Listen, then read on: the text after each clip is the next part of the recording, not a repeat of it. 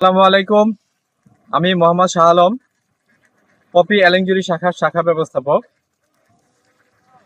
আজকে আপনাদেরকে দেখাবো আমার একজন সফল খামারি, যিনি আমাদের কাছ থেকে আর্থিক সহায়তা নিয়ে, আগে ছোট খামার ছিল, এখন উনি খামারটাকে অনেক বড় করেছেন এবং উনি নিজেকে সফল মনে করছেন।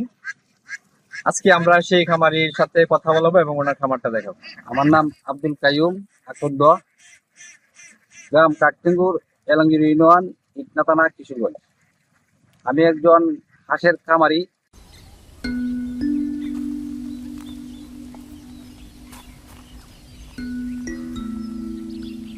2600 হাঁস বর্তমানে আছে। এখান থেকে মোটামুটি ভালো একটা ইনকাম হয়।